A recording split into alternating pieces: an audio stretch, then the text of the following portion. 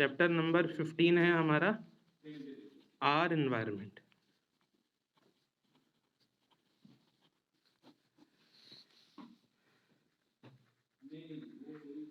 Chapter number 15 our environment पूरा है, ये बिल्कुल भी डिलीट नहीं है। इस साल सीबीएसई के एग्जाम में पूरा ही आपको करना है। ये बायो है, ये चैप्टर बायो को टच करता है। पहले इस चैप्टर की हेडिंग समझते हैं कि एनवायरनमेंट का मतलब क्या होता है।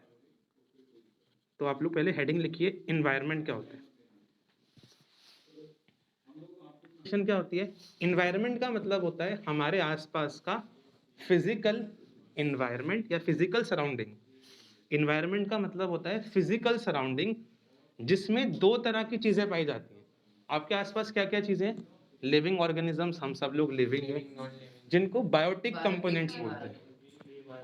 और आसपास हमारे क्या है? नॉन लिविंग, जैसे एयर हम ब्रीथ कर रहे हैं, ये कॉपी है, ये सब क्या है? एबायोटिक। तो इन्वायरमेंट एक फिजिकल सराउंडिंग है, एक फिजिकल सराउंडिंग अर्थ की या किसी भी जगह की जहां पर हमें दो चीजें मिलेंगी। Number 1 living components biotic, number 2 non living abiotic components. Define करिए दोस्तों, इन्वायरमेंट क्या है? The physical surrounding.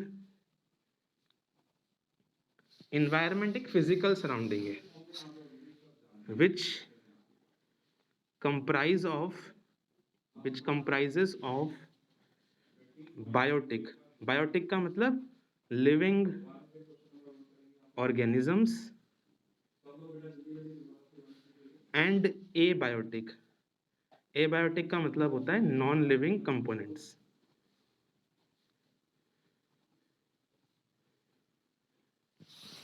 तो इन्वायरमेंट एक फिजिकल सराउंडिंग होती है हमारी, जिसमें बायोटिक भी आते हैं और एबायोटिक कंपोनेंट्स भी देखे जाते हैं। अब ये इन्वायरमेंट है, कैसे देखो, इस जगह पर आपको क्या दिख रहा है? लिविंग कंपोनेंट्स, जैसे ये डक है, ये आपकी जो है बर्ड्स घूम रहे हैं, टाइगर भी घूम रहा है भाई, है ना, फिशेस भी घूम रही हैं। तो ये सब क्या है? बायोटिक कंपोनेंट्स हैं।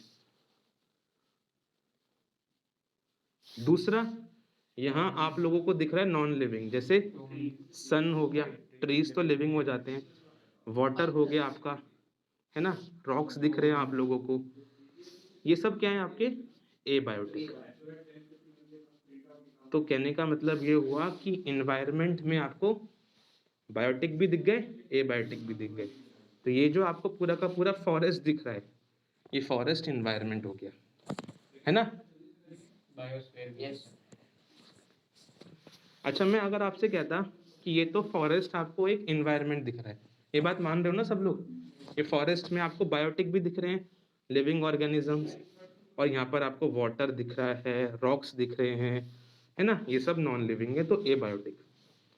अगर मैंने कहा होता कि सिर्फ ये जो पॉन्ड है हमारे पास, ये जो आपको पॉन्ड दिख रहा है सिर्फ, क्या ये इन्वायरमेंट है? इन्वायरमेंट का, क्योंकि पॉन्ड में वाटर तो है, वाटर एक नॉन लिविंग है, इसके अलावा वाटर में आपके कुछ मिनरल्स प्रेजेंट होते हैं, तो वो लोग सब मिला के एबायोटिक कंपोनेंट हो गए।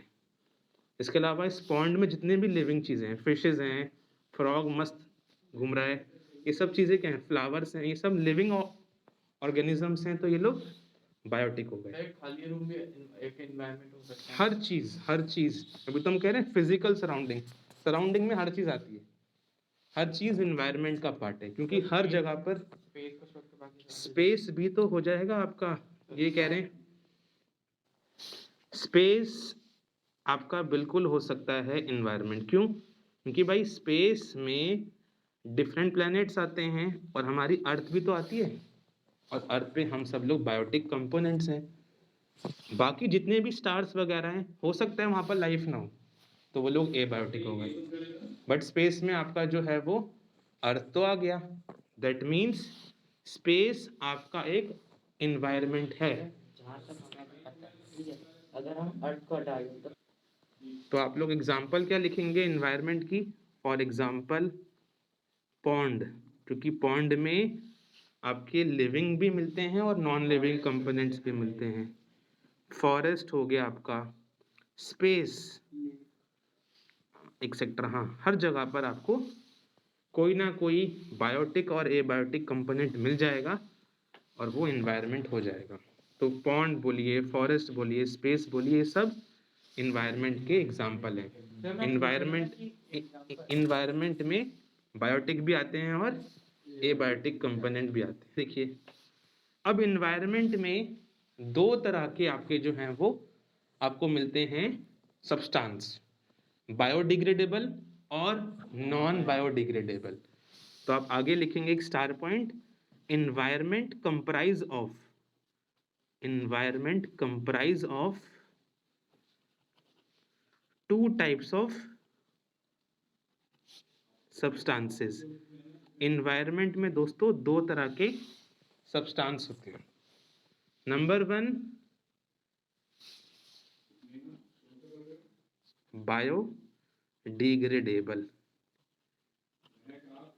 बायोडिग्रेडेबल substances, और दूसरा होता है आपका नॉन बायोडिग्रेडेबल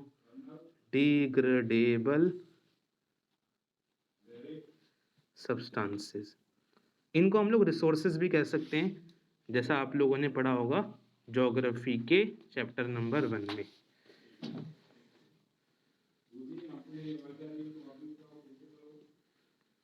मैं दोनों बातें लिखता हूँ। एनवायरनमेंट में दो तरह के सब्सटेंस होते हैं या रिसोर्स होते हैं, एक ही चीज़ है, और वो होते हैं बायोडिग्रेडेबल रिसोर्स या सब्सटेंस और नॉन बायोडिग्रेडेबल सब्सटेंस या रिसोर्स। तो एनवायरनमेंट में दो तरह के रिसोर्सेज होते हैं।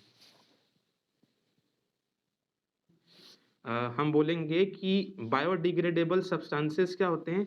बायोडिग्रेडेबल सब्सटेंसेस वो सब्सटेंस होते हैं जो सिंपल नेचुरल मेथड से डिकम्पोज या ब्रेक डाउन हो सकते हैं। Non biodegradable substance simple process से डिकम्पोज नहीं हो सकते। एग्जाम्पल की फॉर्म में अगर हम देखें तो जितने भी आपके प्लांट और एनिमल से सब्सटेंस हम ऑब्टेन करते हैं, फ्रूट्स, वेजिटेबल्स, ये हम प्लांट से ऑब्टेन करते हैं, आसानी से इसको आप ब्रेक डाउन कर सकते हो। दूसरा, अगर आप ह्यूमन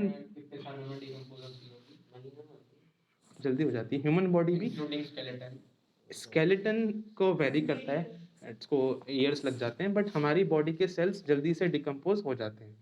ठीक है, तो ह्यूमन बॉडी हो गया है ना, ये सब चीज़ें बायोडिग्रेडेबल होती हैं। प्लांट और उनकी बॉडी महीनों में खत्म। हाँ, तो प्लांट और एनिमल के सब्सटेंसेस जल्दी से हो जाते हैं डिकम्पोज, जबकि जो चीज़ आपने आर्टिफिशियली बनाई है, प्लास्टिक, मेटल, ये सब जल्दी से डिकम्पोज नहीं होते। क्यों नहीं होते वो बताता हूँ। बोन्स भी हो जाते हैं डिकम्पोज, बोन्स भी हो जाते हैं डिकम्पोज, बट उसको बहुत टाइम लगता है। वो मम्मी को प्रिजर्व कैसे करके रखते थे? केमिकल से, जिप्सम या ऐसा कोई केमिकल डाल देते हैं। केमिकल से हम उनको प्रिजर्व कर सकते हैं, उसको हम बोलते हैं फॉर्मल्डिहाइड। उसका फॉर्मूला होता है HCHO। फॉर्मल्डिहाइड में हम उसको प्रिजर्व कर सकते हैं। उनका केमिकल कुछ अलग ही होता है जो हम लोग those resources which can be broken down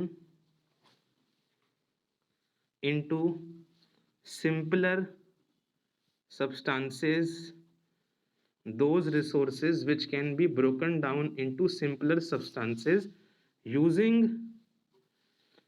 natural processes, those resources which can be broken down into simpler substances using natural processes, वो होते हैं बायोडिग्रेडेबल सब्सटेंस। वो सब्सटेंस, वो रिसोर्स जिनको आप सिंपल सब्सटेंस में दोस्तों तोड़ सकते हो नेचुरल प्रोसेसेस से। इसके एग्जाम्पल क्या आते हैं? फॉर एग्जाम्पल सब्सटेंसेस, कोई भी सब्सटेंस जो आपने ऑब्टेन किया है प्लांट और एनिमल से, वो बायोडिग्रेडेबल है। Substances obtain from obtain from plants and animals. तो आप फ्रूट्स ले लो, वेजिटेबल्स ले लो, है ना, ये सब चीज़ें आपके आते हैं बायोडिग्रेडेबल सब्सटेंस में। हमारी बॉडी भी आती है बायोडिग्रेडेबल में। इसका अपोजिट लिखेंगे, those resources which can not be broken down into simpler substances using natural processes, है ना, using natural processes। For example आप क्या लिखोगे, मैन मेड, हाँ, प्लास्टिक्स मतलब मैन मेड, है ना, मैन मेड। क्यों मैन मेड में प्लास्टिक नहीं आता? ठीक है, बट हम ये भी तो कर सकते हैं आर्टिफिशियली। पेपर जो है वुड से बनाए सर, भले ही मैन मेड है बट वो वुड से बनाए, है ना, तो वो तो आएगा ना आपका उसमें वो वुड है, वुड तो नेचुरल में आ गया ना। कोई भी रोल नहीं होता, वुड तो भी तो बताया मैंने, वुड प्लांट से मिलता है, तो प्लांट वाला तो बायोडिग्रेडेबल है ना। मैन मेड, या आप ऐसे कह सकते हो आर्टिफिशियल सब्सटेंसेस, है ना। तो ब्रैकेट में लिख दो प्लास्टिक्स, मेटल, ये सब आपके नॉन बायोडिग्रेडेबल रिसोर्सेज या सब्सटेंस होते हैं।